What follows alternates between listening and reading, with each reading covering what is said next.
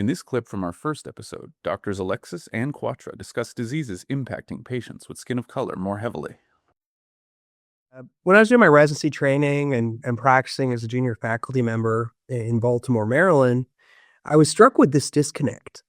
All the images I was seeing in many of our textbooks and many of the guidelines and diagnostic criteria were focused almost totally on Caucasian populations. And coming through our doors and our clinics, I was seeing a ton of diversity and very incredibly variable presentations of these patients. And that highlighted that there seemed to be some differences that weren't actually noted in the literature just a few years ago. So we've tried to meld what we're seeing at the bedside and using all sorts of tools to help us make some insights. So using large data sets, using bench to bedside research, taking blood samples and skin samples.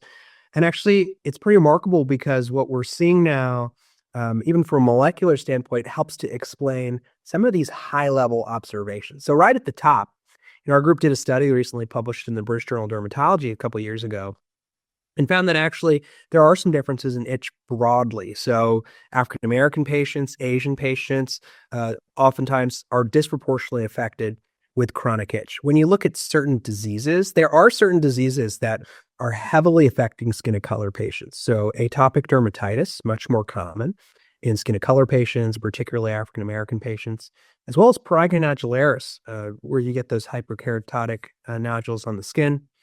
There are other conditions like lichen planus, CTCL, cutaneous T-cell lymphoma that have unique presentations. But at the top, there's differences broadly with how often are these diseases occurring. And what I think is really fascinating is itch is actually a mirror into society because you have the epidermis and then you have these nerves, these thinly myelinated A delta fibers and unmyelinated C fibers. And Andrew, they come almost all the way out to the epidermis, the dermis. And so it really reflects many different things. Your environment, for one. So say there's socioeconomic differences and you're in areas that are heavily polluted. Well, that particulate matter, pollution, is actually more likely to trigger this nerve that then autoregulates and creates an inflammatory cycle, itch scratch cycle that leads to this eczema.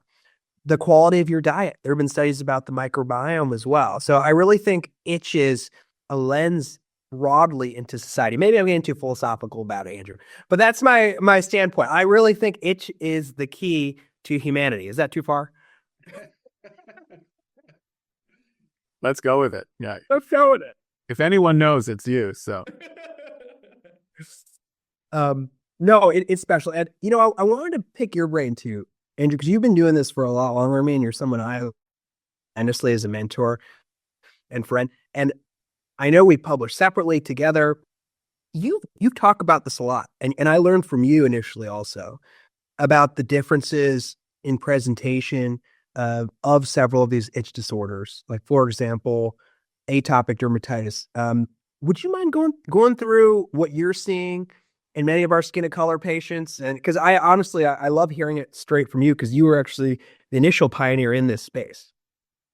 No, that's very kind of you to say. Thank you, Shawn. I'm certainly wouldn't call myself the initial pioneer. There's many before me and many with me who have worked in this area. But when it comes to, I think it's a great idea to talk about a specific disorder where itch is front and center. And why don't we start with atopic dermatitis? Because we all recognize what a burden itch has on our patients who suffer with atopic dermatitis.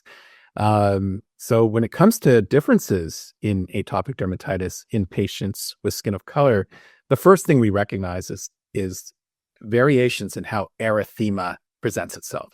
So whereas erythema in the purest sense, from the word erythema that comes from the Greek word for red, in lighter skin types, we see shades of red and pink, but in the context of the spectrum of richly pigmented skin types, this redness might not be just pure redness. We might see variations in color, violaceous to gray, reddish brown, and other hues. And so I think that as a first step, sort of broadening what you think erythema looks like, or broadening the definition of erythema to go beyond just red and shades of red and pink and include these other hues, I think is a helpful way not to underappreciate this marker of inflammation in the skin.